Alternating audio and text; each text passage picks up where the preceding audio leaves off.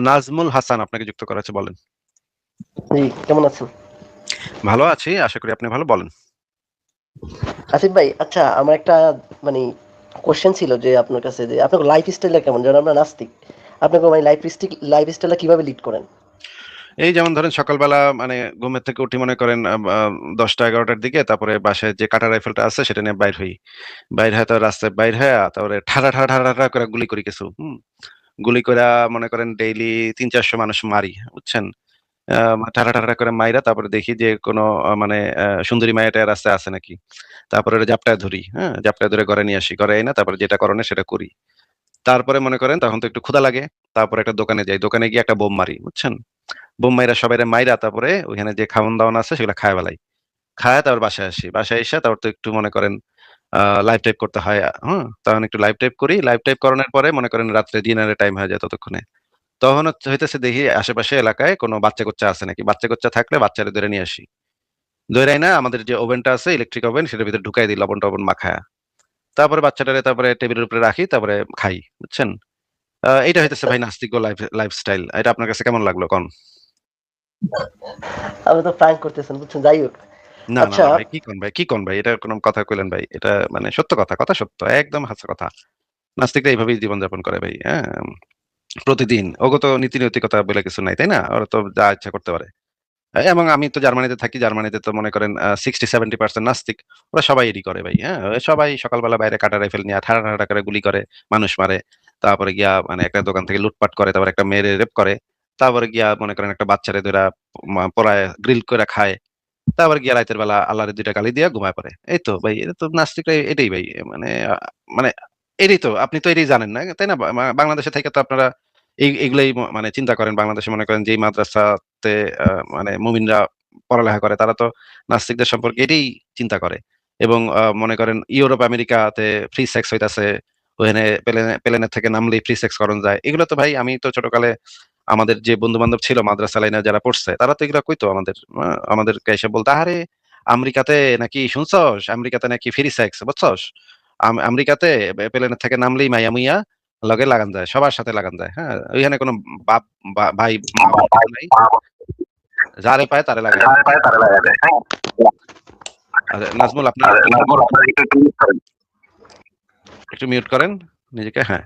তো এইটা হইতেছে বাংলাদেশের মানুষ, সাধারণ মানুষ যারা হচ্ছে যে মাদ্রাসা লাইনে পড়ে তাদের একটা কমন আন্ডারস্ট্যান্ডিং, হ্যাঁ? ইউরোপ, আমেরিকা বা নাস্তিক বা মানে সেকুলার তাদের সম্পর্কে তারা এটাই মনে করে। এটা একদম জেনুইন কথা। আমি আপনাদের কোনো একটা বিন্দু বানায় বলতেছি না।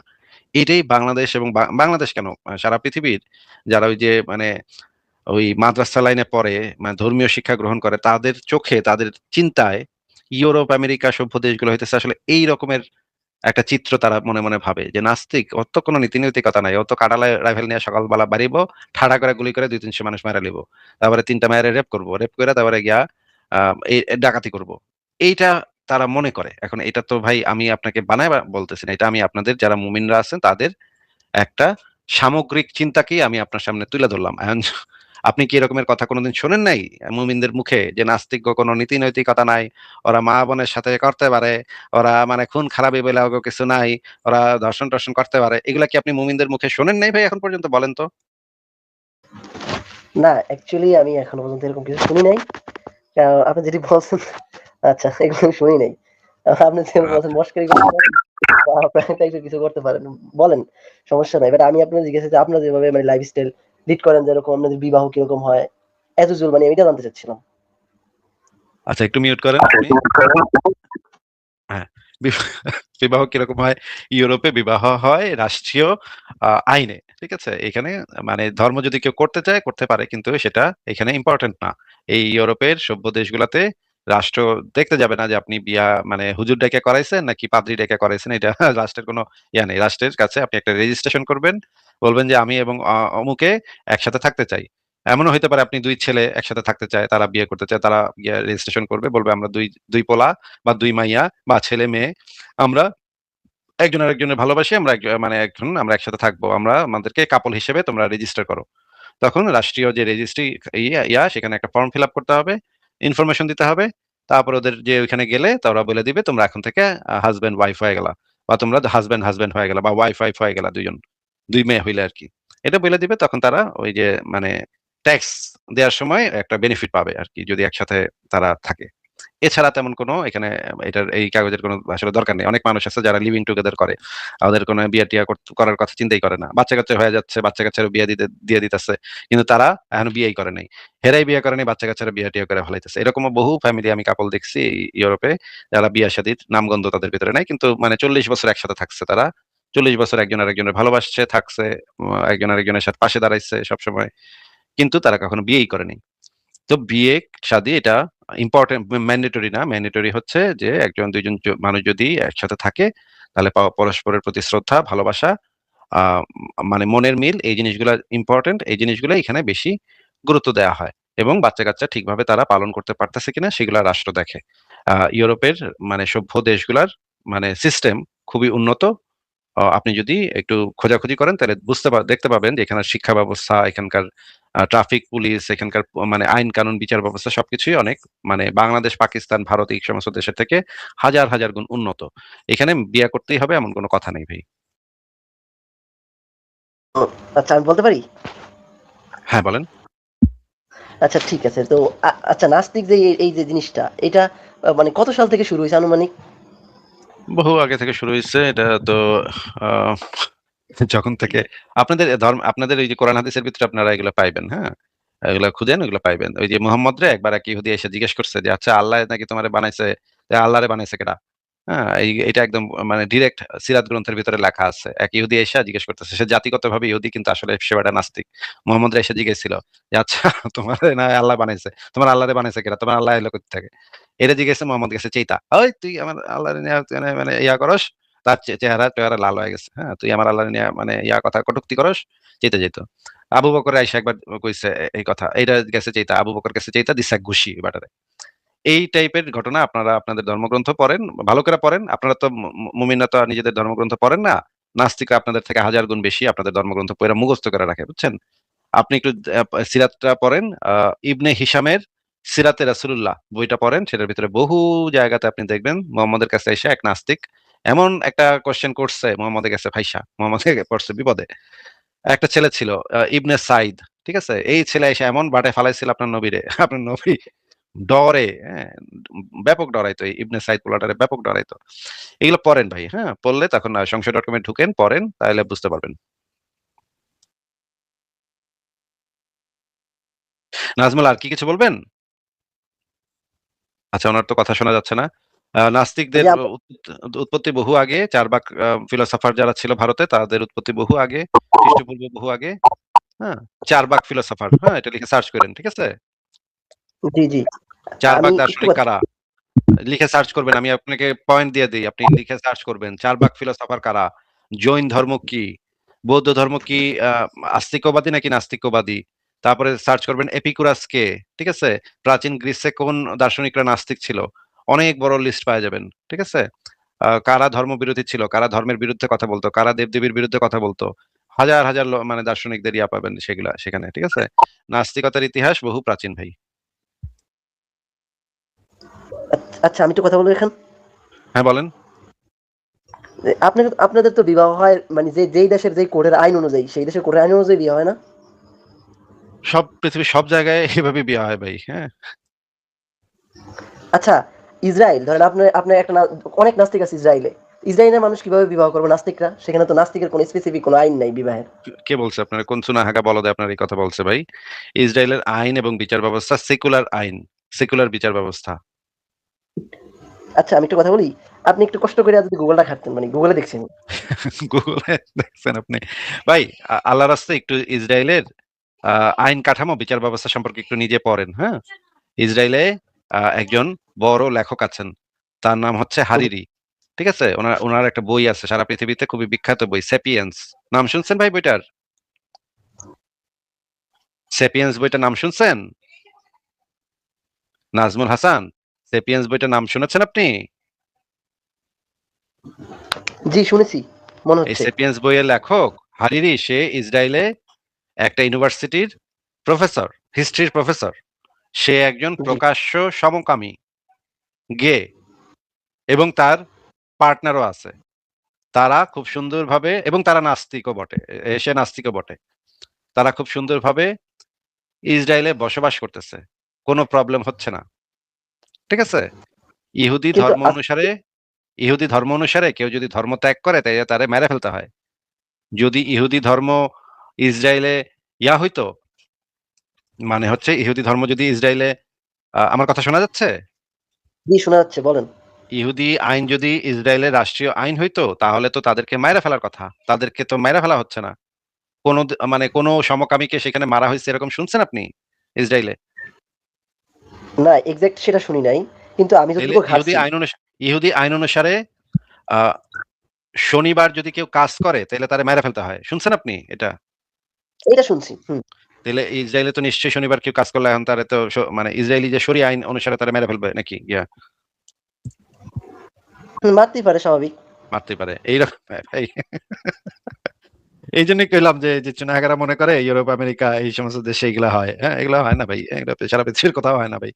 এগুলা আপনাদের মানে অশিক্ষিত মূর্খ চুনাহাগা মুমিনরা বাংলাদেশের বয়ে এগুলা বানায়। গুগলে লেখে, গুগলে বানায়। এগুলা ইসরায়েলের আইন, কানুন, বিচার ব্যবস্থা সম্পূর্ণ সেকুলার। এবং ওই ইসরায়েলে ২৫ লক্ষ মুসলমান বসবাস করে, আরব মুসলমান বসবাস করে। তারা কিছু ধর্মীয় সুবিধা পায়, যে সুবিধার কারণে তারা তাদের ওই অঞ্চলে ইসলামী শরীয়তের বিধান তারা চালু করছে এবং সেটা তারা ইমপ্লিমেন্ট করতে পারে, ঠিক আছে? আর বাদ বাকি যে ইসরায়েল, সেই ইসরায়েলে যে কমন ল আছে, সেই কমন ল হচ্ছে সেকুলার কমন ল। সব নাগরিক সমান, সেই আইন অনুসারে সমস্ত নাগরিক সমান। সেখানে কোনো ইহুদিরা শ্রেষ্ঠতম, ইহুদিরা আইনগতভাবে বেশি সুবিধা পাবে এরকম কোনো বক্তব্য পুরা ইসরায়েলি সংবিধানের নাই। হ্যাঁ, এটা আছে যে ইসরায়েল রাষ্ট্র ইহুদিদের রাষ্ট্র, এই রকমের কিছু বর্ণনা সংবিধানের ভিতরে পাওয়া যায়, কিন্তু এরকম কিছু পাওয়া যায় না যে একজন ইহুদি নাগরিক হিসেবে অন্য আরেকজন ইহুদির থেকে বেশি সুবিধা পাবে। এই রকমের কোনো কিছু ইসরায়েলের সংবিধান বা আইন কানুনের ভিতরে নাই। আপনি তাহলে আমাকে বের করে দেখান যদি আপনি পেয়ে থাকেন। ঠিক আছে, কোনো নাজমুল সমস্যা নেই। হাসান, কিন্তু কোথাও জি, নাজমুল জি। হাসান, আপনি আপনি কোন আইনের কথা বলছেন? তাহলে আপনি আমাকে স্পেসিফিকলি সেই আইনটার কথা বলেন। এই আইন অনুসারে ইসরায়েলে ইহুদি আইন প্রচলিত আছে এবং ইহুদি আইনের কারণে এই রকমের ঘটনা ঘটাইতেছে তারা। সেটা আমাকে স্পেসিফিকলি বলেন। কি আইন আছে? সমকামীদের হত্যা, মুরতাদ হত্যা, এগুলো কোনটা আছে ইসরায়েলে?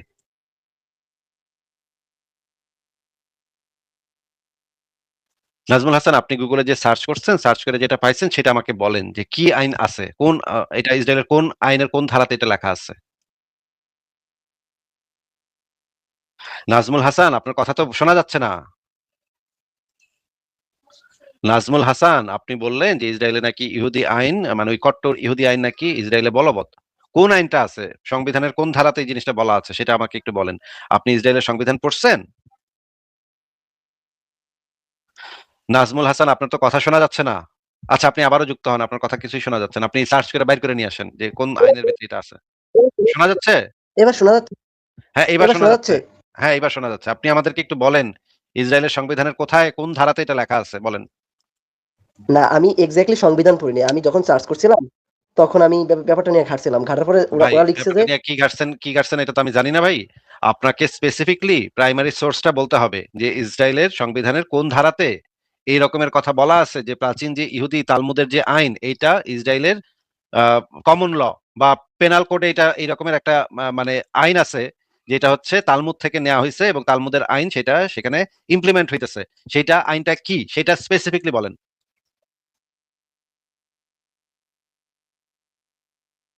হয়। তাহলে তো আমার একটু দেখতে হয়, দেখে নাজমুল, আপনাদেরকে জানাই দিই। নাজমুল, আপনার কথা জি। কিছুই শোনা যায় নাই। কিছু এতক্ষণ কিছু শোনা যায়নি। শেষ অংশটুকু শোনা গেছে। আপনি তাইলে আপনি যদি পইড়া থাকেন তাহলে তো আপনার এটা জানার কথা। সংবিধানের কোন ধারাতে এটা বলা আছে?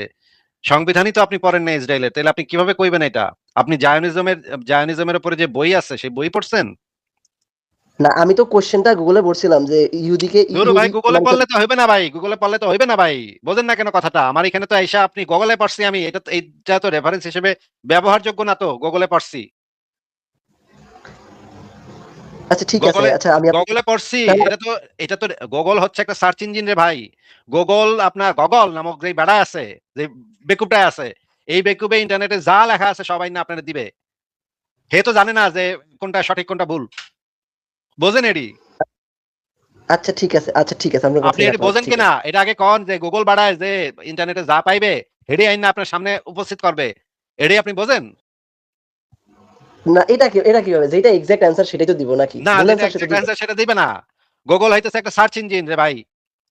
গুগল রে যখন আপনি গুগল বাড়ার কাছে যখন আপনি কিছু জিগাইবেন, গুগল হালার পুতেরে, গুগল হালার পুতে দেখবে ইন্টারনেটে এই ওয়ার্ড দিয়ে কি কি পাওয়া যায়, সেটি আইন না আপনার সামনে দেবে। এটা হইতেছে গুগল হালার পো, ঠিক আছে? এইটা কোনো রেফারেন্স হিসেবে ব্যবহারযোগ্য জিনিস না।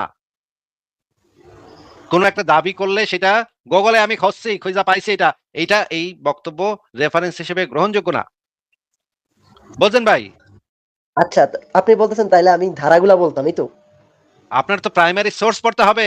প্রাইমারি সোর্সে কি লেখা আছে, ওইটার সংবিধানে কি লেখা আছে, জায়নিজমের যে বই আছে সেই বইতে জায়নিজম বলতে কি বোঝায় সেটা আপনার সেই ডেফিনেশন পড়ে আসতে হবে, অরিজিনাল বই পড়ে আসতে হবে। এভাবে গুগলে সার্চ করছি ভাই, গুগলে সার্চ করে এটা পাইছি ভাই, এটা তো দলিল রেফারেন্স হিসেবে গ্রহণযোগ্য না তো। আচ্ছা ঠিক আছে তাহলে। আচ্ছা, আপনি যেটা বলছেন প্রাইমারি লেভেল আমি তাদের সংবিধান পড়ে দেখব। ঠিক আছে। গুগল কি জিনিস কোন তো ভাই, গুগল কি জিনিস? আর শিখা লাগবে না ভাইয়া, ওই সার্চ ইঞ্জিন হ্যাঁ, যেই গুগল ওয়ার্ডটা হইতেছে দেওয়া একটা আছে। Search engine. সে ইন্টারনেটে সেই কিওয়ার্ড দিয়া যা হাতের কাছে পাইবে সব আইনা আপনার সামনে তুলবে যে ভাই আমি স্যার এটা খুঁজে খুঁজে এটা পাইছি। এখন মনে করেন আপনি নিজেও একটা ওয়েবসাইট বানায় ফেলাইতে পারেন, আপনার 3 মিনিট লাগবে একটা ওয়েবসাইট বানাইতে।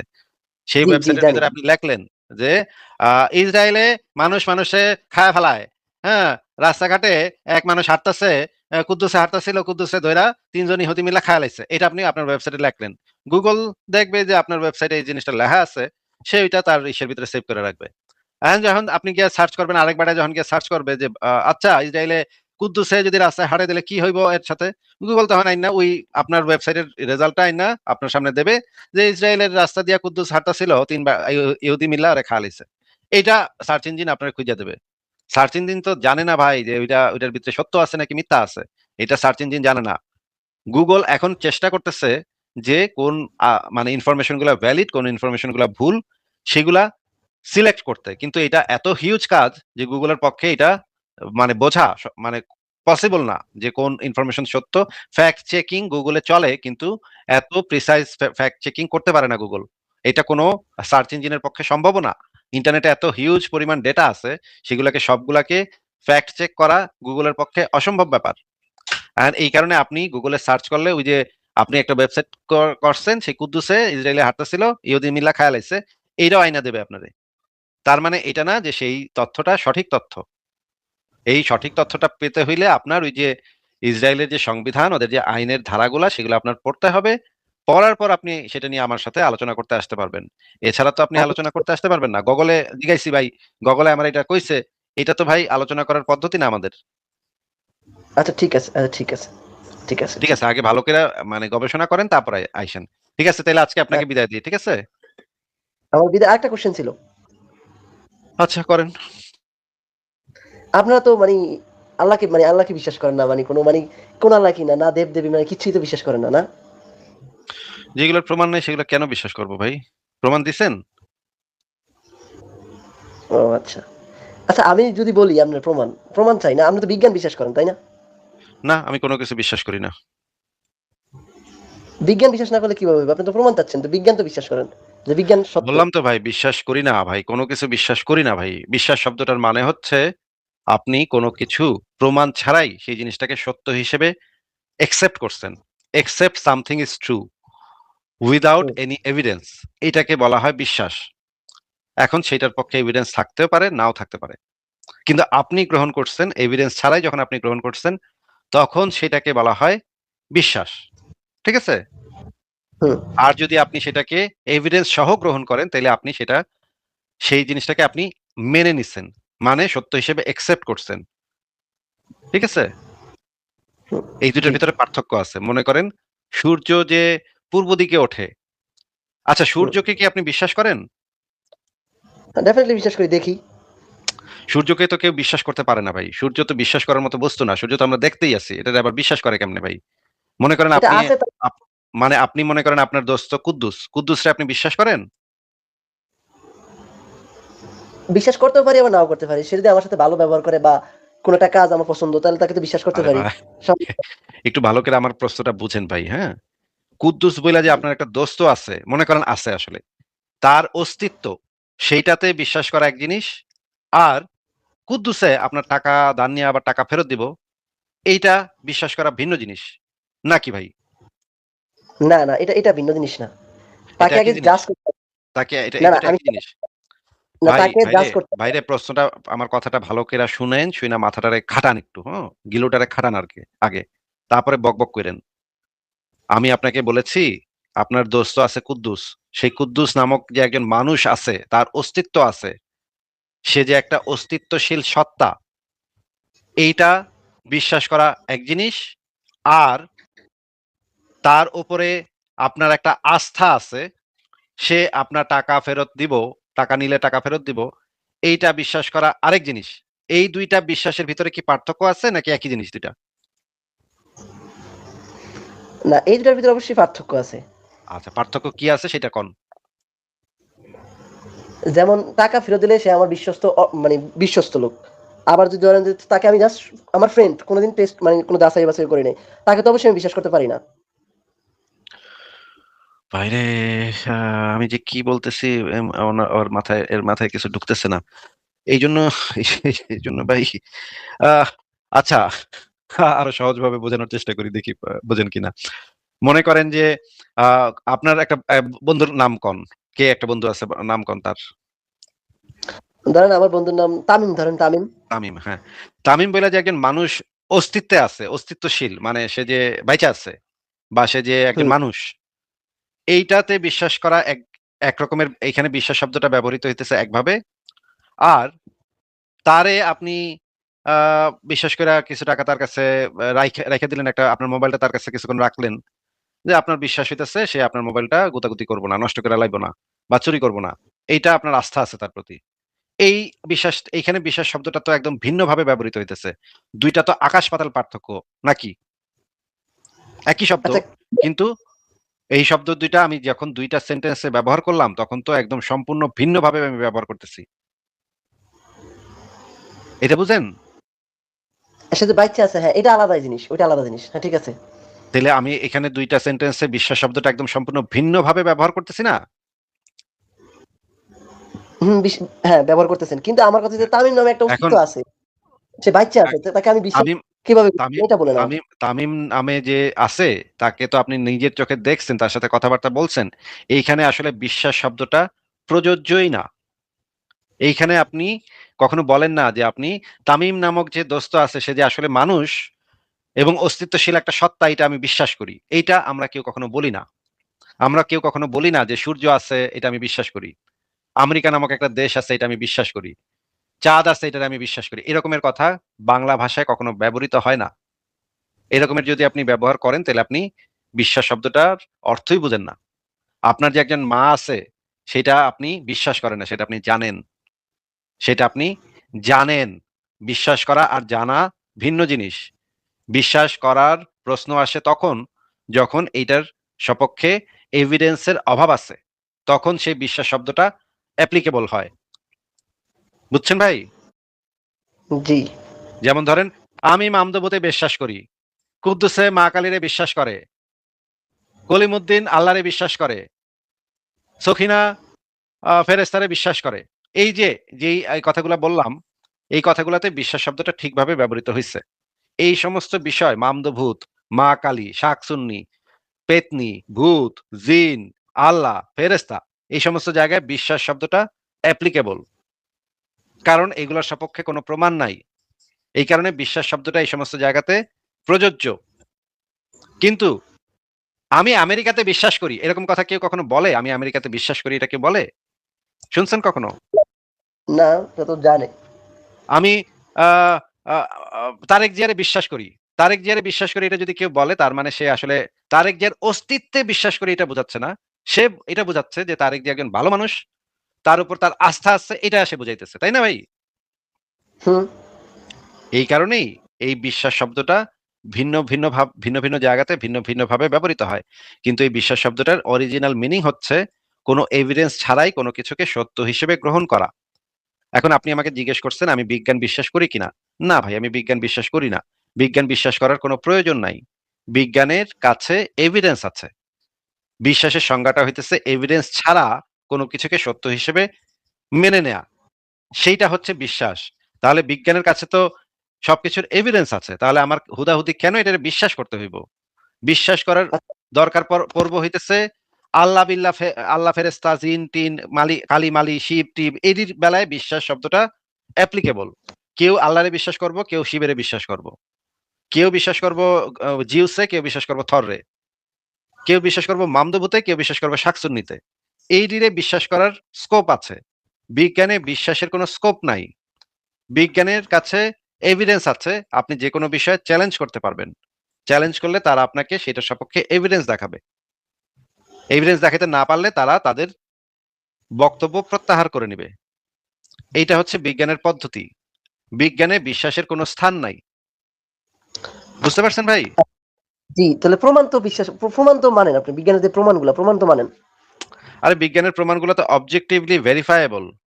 মনে করেন আমি হ্যাঁ, বিজ্ঞানের ক্লাসে গেলে বিজ্ঞানীর একজন স্যারে কইলো যে পানির অণুকে ভাঙলে হাইড্রোজেন এবং অক্সিজেন পাওয়া যায়। এটা শুনছেন হ্যাঁ, কখনো? জি, আপনি একটু ভুল বলছেন। হ্যাঁ, ২ অণু হাইড্রোজেন, ১ অণু অক্সিজেন। আমি কোনো ভুল বলি নাই। আমি আপনি যেটা এক্সট্রা এড করছেন সেইটা আমি বলি নাই, কিন্তু আমি কোনো ভুল বলি নাই। আমার বক্তব্যকে যদি আপনার ভুল বলতে হয় তাহলে আপনার দেখাইতে হবে আমার বক্তব্যটার ভিতরে ভুল কোথায়। আপনি একটা অ্যাডিশনাল কথা এড করছেন, কিন্তু তাতে আমার বক্তব্যটা ভুল হয় না। উম তাতে এই আচ্ছা, এটা বক্তব্যটা ভুল হয় না যে পানির অণুকে ভাঙলে হাইড্রোজেন এবং অক্সিজেন পাওয়া যায়। এই বক্তব্যটা ওই অ্যাডিশনাল বাক্যটা যে আপনি বলেন ২ অণু হাইড্রোজেন, এই অ্যাডিশনাল বাক্যটা ছাড়াও আমার বাক্যটা সত্য। না, আমি আপনি কোনো যখন ভুল লিখবেন বলি নাই। তখন প্রমাণ আমি সহ কোনো লিখবেন। ভুল আমরা তো বলি নাই। আমি কোনো ভুল বলি নাই। আমি এই তো কথা টাইপের বলদামি করেন, এই টাইপের বলদামি করেন। কোন জায়গায় এই টাইপের বলদামি করতে আসেন সেটা আপনারা বুঝেন না ভাই, হ্যাঁ? কোন জায়গায় এই টাইপের বলদের মতো কথা বলতে হবে, কোন জায়গায় কি বলতে হবে সেটা আপনারা বুঝেন না। চুনাহাগা মাদ্রাসা থেকে উঠে আসছেন তো এগুলো বুঝেন না। আমার কথাকে জি না, ভুল আমি বলতে ভুল হইলে আমার দিন কথাকে আমি তো ভুল ভুল মানে বিজ্ঞান আমার কথাকে ভুল বলতে হইলে আপনাকে দেখাইতে হবে যে পানির অণুকে ভাঙলে হাইড্রোজেন এবং অক্সিজেন পাওয়া যায় না। এইটা আপনার দেখাইতে হবে। এটার সাথে যদি আপনি অ্যাডিশনাল কিছু যুক্ত করেন তাতে এই বাক্যটা ভুল হয় না। আপনি আপনাকে যদি আমি কথাটা বলি আপনাকে যদি আমি আপনি তো বলি আপনাকে যদি আমি বলি আপনার নাম হইতেছে হাসান, তাতে এই বক্তব্যটা ভুল হয় না যে আপনার আসল নাম হইতেছে নাজমুল হাসান। নাজমুলটা যদি আমি নাও বলি তাতে আমার বক্তব্য ভুল প্রমাণ হয় না।